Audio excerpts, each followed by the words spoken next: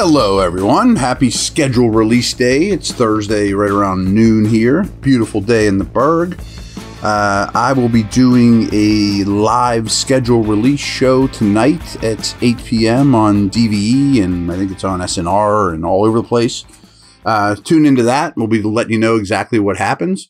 I don't have any sneak peek on the schedule yet, but we've talked about this before. I don't think the setup is particularly difficult in terms of quarterbacks and all that. But anyway, we'll talk schedule tomorrow because I haven't seen it and you haven't seen it. So yesterday we went through Steelers versus the rest of the AFC North defensively and talked about Millette a little bit. Today's just going to be offense. So cut to the chase. I wrote this article. Thank you for all the comments. I'm always blown away by how many comments that you guys always leave, and 90% of them are always positive, and there's very few negatives, to be honest with you. But in this particular case, an extremely high percentage of your guys' comments were all comes down to Kenny. You know, it's a tough division, let alone conference. I mean, the conference is just ridiculous with quarterbacks, and the AFC North is no different. It's about as good as any quarterback division in the league. All comes down to Kenny, you know, so I didn't have much of a retort to that. You know, I mean, yeah, you're right. It's a quarterback driven league, and sure, they can run the ball and play good defense, and he can improve. And we've taught that all to death. And I think the Steelers will be very hard to beat if he can become the 15th best quarterback in the league this year, where I would have said last year he was 23rd or something like that, especially in the second half. He was probably higher than that. So if the Steelers can get exactly league average starting quarterback play, which doesn't come by easy, league average, middle of the road, they're going to be hard to beat. But when there's 2 minutes on the clock and you're playing against Burrow, Mahomes, Allen, blah, blah, blah, blah, blah, we've seen that over and over. You guys have watched Bradshaw and Ben. You end up with a lot of wins when you got the better guy late in the game. And that's going to be an uphill climb for the Steelers. There's no doubt about it. So as we'll go position by position. This one's probably an easy one. Steelers have Pickett and Trubisky. Now, I will say, I very much believe Trubisky is clearly the best backup in the division, which matters. You know, I mean, folks, 69 different quarterbacks started a game last year. So by that logic, that's more than 2 per team. I mean, I'm not saying Pickett's going to get hurt, or Lamar or Burrow or Watson are going to get hurt, but 1 or 2 or 3 or 4 of them probably will, even if it's for one game. So the chances of seeing Trubisky based off last year and recent history are strong. You know, I mean, there's just no way around it. Backup quarterbacks are important, and they were drafted pretty high this year accordingly. Some of the dudes that, you know, I thought was a 6th or 7th round pick, we're going in the 4th round, you know, and we'll get to one of those with the Browns here in a minute. So the Ravens have Lamar and they have Huntley. I think Huntley's unbelievably overrated. I mean, I think he's a low end backup. Everything's horizontal. Sure, he's a good athlete. He's a fine backup to how Lamar plays, but he was exposed when Lamar was out for that stretch last year. So I don't even know that they have a solid backup. But Lamar coming back is absolutely huge. Without question, is a top 10 quarterback. I'll probably do quarterback ranks at some point. I bet he ends up 6 or 7. And I'm really excited for his sake to see him in this Todd Monken offense with legit wide receivers doing drop back quarterback, throw to receivers, out route stuff. Because I think he's a lot better at it than many tend to think. Joe Burrow is an utter superstar, and he's going to be a thorn in all your sides and Steeler sides for a decade, and such is life. And that's what Ben was. You know, he's that good. I really think he's the second best quarterback in the league right now, May 11th, only behind Mahomes, and continues to get better from the pocket, better at not taking sacks. He is now backed up by Trevor Siemian, which I would say is probably the best backup he's had, but he's just a guy, and he'll be kind of an advisor or whatever. Fine. Now, I think you have to put Pickett behind Deshaun Watson, but he was horrific for the Browns last year. Horrific. And he had a 700-day layoff between games, so it's excusable. And as we've talked about, the Browns are also changing their offense to be less running back centric and more Deshaun centric. You're going to see Clemson stuff with him in the shotgun and 3 wides, and we'll get to their receivers. They're improved. But he's a $70 million cap hit next year. And with everything they've invested in him, if he's not a top 5 quarterback, I'm not talking about like Pro Bowler, 10th best quarterback in the league. It was a bad trade for them, considering all they've given up, cap space, et cetera, et cetera, et cetera. We'll get to his backups in a second, but of the 37 quarterbacks that played 200 snaps or more last year, 37 quarterbacks, Watson was 31st in EPA. It's horrific. And he got a little better at the end, a little better. Josh Dobbs is his immediate backup. Fine. We know who he is. He's really a 3. But I do like the pick of Dorian Thompson-Robinson as a very cheap rookie backup who's got a lot of ability, plays the game in a similar style as Watson, much like Huntley and Jackson, much like Simeon and Burrow, much like Trubisky and Pickett, really. I mean, they have a lot of the same styles of play. I always like that with a backup. Some teams just go the total opposite. And the key is your quarterback's be $70 million. You better have a cheap backup. You can't have a $5 million backup and have a $75 million quarterback room. So we'll see what Dorian Thompson-Robinson is. I'm excited to watch him in the preseason. But hopefully for their sake, he's a long-term 2. It certainly is not within the realm of possibility to say Kenny has a better year than Watson. I mean, he probably did last year. Running back. Pretty good running back group. I would say Chubb stands alone. Steelers have Najee Harris and Jaylen Warren. Ravens have J.K. Dobbins and Gus Edwards. I also put Patrick Ricard on that list because he plays more snaps than any fullback in the league. Will he going forward? I don't know. The Bengals have Joe Mixon and Chase Brown, who they drafted out of Illinois. And the Browns have Jerome Ford backing up Chubb. Hunt is now a free agent, and Dearness Johnson is gone. Strangely, they didn't add anybody else, but they added Ford last year. Again, they went after receivers, not running backs. Chubb, to me, is clearly the best player at this position in the division. And frankly, it isn't all that close. I think he might be the best ball carrier in the league. He's an okay receiver, and they don't throw it to him much, but as a ball carrier, traditional running back, he's a superstar. Now, it's a little concerning about the depth there. We'll see. I mean, I would imagine Chubb's workload goes up, but he's putting some years on. Can he handle it? Chase Brown's a nice backup for Mixon, but they lost Pirine, who was a quality backup.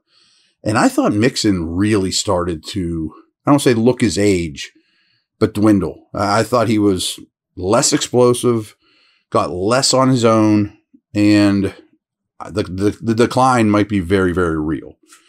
Gus Edwards is a solid 2. Ricard has immense value, but will they use that as much? I don't know. That's a weird situation for them. I loved J.K. Dobbins coming out of school. I loved what I've seen from him at the NFL level. He's just hard to count on. I mean, that's a Raven trait right now, is he's hard to count on in terms of durability. This is kind of a make or break year for Dobbins. So I would take Warren over Chase Brown. Actually, Warren would be my number 1 backup too. I think he's a legit dude. Najee versus Dobbins is tough for me.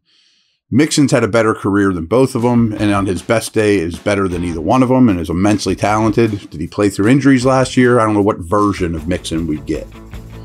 Let's take a quick break, and we'll do receivers, tight ends, and O-line.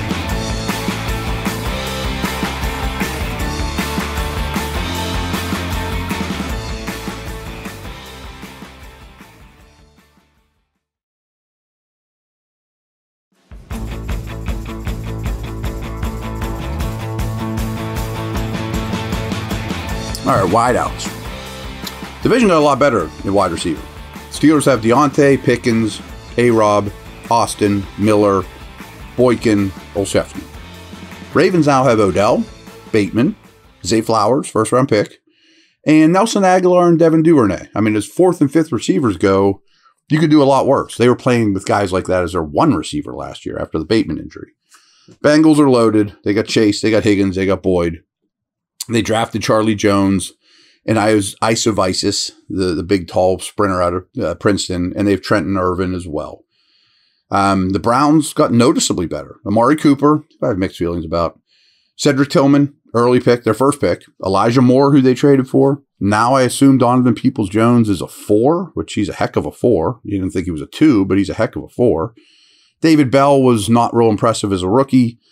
Marquise Goodwin, still a pure speedster, as is Anthony Schwartz. Those two dudes are small, world-class speed guys. So the Bengals are number 1. I mean, their trio is the best in the league, in my opinion. And the combination of Chase and Higgins is the best in the league. And Chase is clearly the best wide receiver in this division. And I think Higgins is pretty clearly number 2. So that's not really even close. The rest are all pretty close to me, but I would put the Steelers slightly over the Browns now and the Ravens. Odell, it's kind of back to that Watson conversation. Odell just hasn't played a lot of football lately. I mean, the last time we saw him was the Rams Super Bowl win. And that stint with the Rams late in the year playoffs, he looked really, really good. Is that what they're getting? I don't know. I still really like Bateman, but he's missed a ton of time since he's been in the league. Flowers was my number 2 receiver. So if all those guys hit, that's a great trio. It's just hard to count on. Again, Cooper to me is a good player. He's not a number 1. Supposedly, and I've heard many people tell me this, but I can't confirm it. He hates playing in cold weather. He's an Alabama dude. Well, he plays in Cleveland in the AFC North. That's not great. But I do like what they've done. And back to the running back conversation for the Browns. They're going to throw the ball. They're going to spread the field around. A lot more 3 wide. It's pretty clear what the Browns are doing on offense, and they're changing. Tight end. Steelers have Freiermuth, Washington, Gentry. And I'm still putting Connor Hayward with the tight ends. I think he's listed as a fullback now, but for the sake of this, I'm calling him a tight end. Ravens have Mark Andrews, who's the best tight end in the division. There's just no way around that.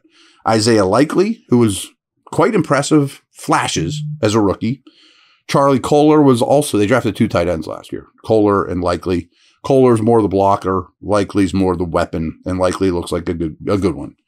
The Bengals are obviously last at the position in the division, but I've always had a soft spot for Irv Smith Jr. They may have snuck one out there and got a steal. Injuries have hurt him too, but he's still really young.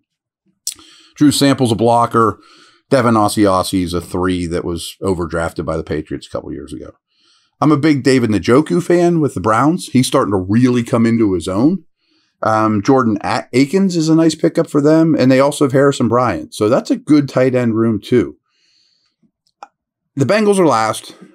Andrews is 1. I think the Steelers are 1, though. Freiermuth, to me, is knocking on the door of stardom. And he's a better blocker than Andrews. Darnell Washington is what sways it to me, though. How much are you going to get out of him? But what he could be, and maybe I'm being a little homeristic here to say the Steelers are the best tight end room in the division. But Ravens is really good. Browns is above average, to say the least, no doubt, well above average. So I'm splitting hairs here, but Freiermuth to me, I'm not trying to make waves or sound controversial. I thought he was the Steelers' best offensive player last year. His numbers when healthy, there was 2 games that he played with a really bad foot that he probably shouldn't have been out there. But like yards per route run, I mean, he's like 3rd or 4th in the league behind like Kelsey and the Stars. I mean, so Freiermuth might be better than you think. O-line. All of a sudden, this division's got some O-linemen. So Steelers, Broderick Jones, Chooks, Dan Moore, Isaac Solomalu, James Daniels, Mason Cole, Kevin Dotson, Nate Herbig. That's a lot of names that can play. Ravens have Ronnie Stanley, who's great on paper, but has never been the same since that massive ankle injury. Signs a huge contract, plays the Steelers, blows out his ankle, and is in and out of the lineup since and has not been the same. Morgan Moses, very solid right tackle. Patrick McCarry is a very valuable 6th guy that can start pretty much anywhere for you. Daniel Falele is that giant they drafted last year. I think he's going to be a bust. I think he's too big. He's too slow. Kevin Zeitler, I don't want to say he's David DeCastro, but he's that foundational 10-year, 12-year guard starter that has a really good career that probably won't ever fall off. Ben Cleveland is more of a masher. He's fine at guard as well. Tyler Linderbaum's vastly undersized, but really came on strong. 1st-round center. I loved him coming out of school. has a chance to be really good. He could be a breakout player this year. So the Bengals O-line has maybe been fixed. I mean, over the last 2 years, they've put so many resources in it. But you go get Orlando Brown, you paid a lot for him, but you plug him in at left tackle. That has a big ripple effect for those guys, because then Jonah Williams goes to the right side, or maybe even guard. Leo Collins is still in the mix. Jackson Carman's a guard tackle. Was a second-round pick 2 years ago. Alex Kappa and Ted Karras are solid. And Cordell Volson, as a rookie, was the weakest link on their line. But you got to think he's better in year 2 and probably won't even be a starter anymore. So they've set themselves up well that way. Browns O-line remains very formidable as well. Jedrick Wills, they picked up his 5th-year option at left tackle. Jack Conklin at right tackle. Probably declining, but that's why you draft DeWad Jones. Maybe he'll be the right tackle next year. Wyatt Teller and Joel Bitonio are the starting guards. They're the best pair of guards in the league. I mean, they're phenomenal players. Ethan Posick really played well for them last year. Early in his career in Seattle, he's kind of a tall, lean center, 6'5". But they have a great O-line coach. They retained Posick. He's a really good player. Nick Harris was who was expected to start at center, but he got hurt early on. Treader was the guy, and then they went over to Harris, and then Posick took it over, and it's still Posick's job, but Harris is still a good prospect. They took Whippler late in the draft from Ohio State. I thought he'd gone a lot earlier than that. And then the project tackle, James Hudson's in the mix there too. So I'm going to put the Browns at number 1. And they probably have the 3rd to 5th best offensive line in the league. But all 4 of these, to me, are probably top 10, top 12. I feel that strong about the Steelers. I mean, I wouldn't trade the Steelers line for the Ravens or Bengals. I mean, all those names, plus what Broderick Jones can become, the pair of guards of Solomalu and Daniels, like, it's not Teller and Bitonio, but it's maybe it's the 5th best pair of guards in the league, not the 1st. Ravens are a little concerning, but they've done quite well of late. And we talked about the Bengals, that it's improved. And I do think Burrow makes that line look a little better too. I mean, another feather in his cap of not taking sacks, understanding where pressures come from. One of the things he's improved most of. So, as was the case with defense, Steelers stack up. I mean, we can keep coming back to it's all on Pickett. It's all on Pickett. Yeah, sure. I mean, I'm not going to deny that. But what he has around him, pretty favorable. So, there we have it. We'll probably talk schedule tomorrow. Over and out.